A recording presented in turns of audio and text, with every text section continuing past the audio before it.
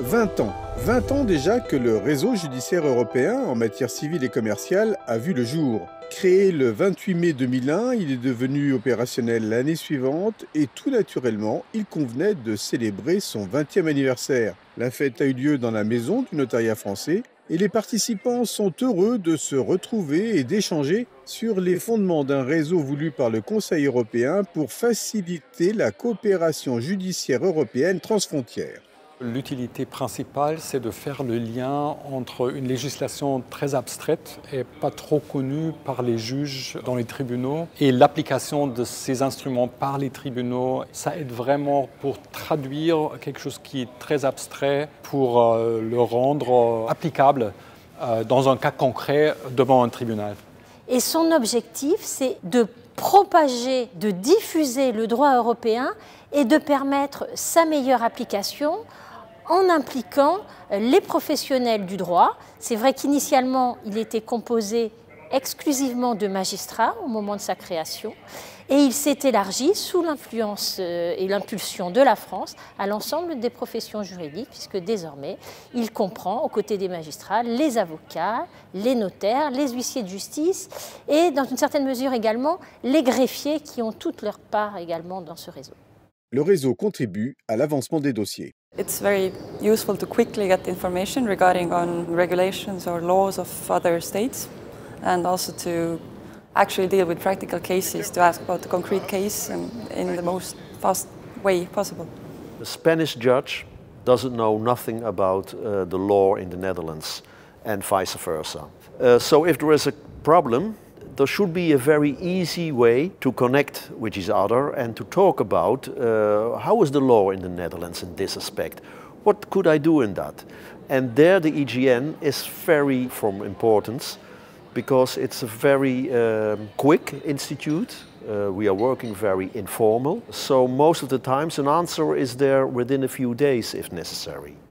Et pour l'avenir, quelques défis se profilent. Quel est le premier? On en parle depuis 20 ans, c'est le challenge de la visibilité. De se dire qu'on n'est pas juste une petite réunion de gens qui finissent par s'apprécier les uns les autres. On est là pour un travail pour les juges du terrain, pour les praticiens du terrain. Souvent, dans les juridictions, donc dans les tribunaux, dans les cabinets des avocats, les juges et les avocats, et c'est la même chose pour les huissiers de justice ou les notaires, ne savent pas qu'ils peuvent demander l'aide du réseau judiciaire européen. Donc si le réseau n'est pas visible, il est moins utile. Donc ce qu'on souhaiterait vraiment, c'est s'assurer que n'importe quel avocat, juge, notaire ou huissier sache d'emblée qu'il a cette possibilité d'aller demander de l'aide du réseau. Et pour vous, quel est le principal défi? Je crois que le principal défi aujourd'hui est un défi lié à la dématérialisation qui pourrait, si on regarde les choses d'une façon un peu abstraite, conduire à dire que par exemple ce réseau n'aurait plus d'utilité. Je crois qu'au contraire, le prochain défi qui est lié à cette dématérialisation générale du droit et des procédures implique au contraire la nécessité d'un réseau comme le réseau civil et commercial. Le challenge, c'est d'avoir le développement de cette véritable culture juridique commune européenne au soutien et au service des familles, des personnes qui circulent aujourd'hui dans l'espace européen.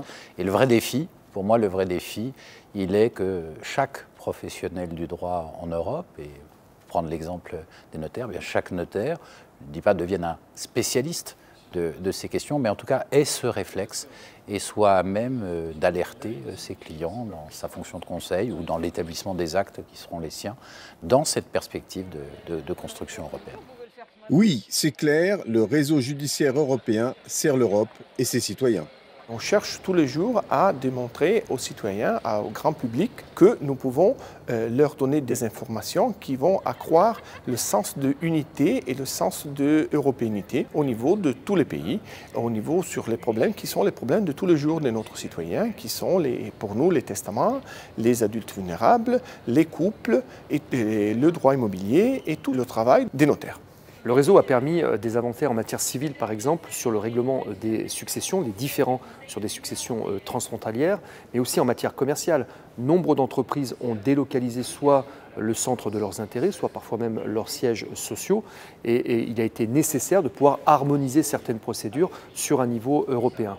Alors beaucoup de choses restent encore à faire, mais l'objectif poursuivi par le réseau est véritablement l'efficacité, rendre plus simple la vie des entreprises, mais également des citoyens européens.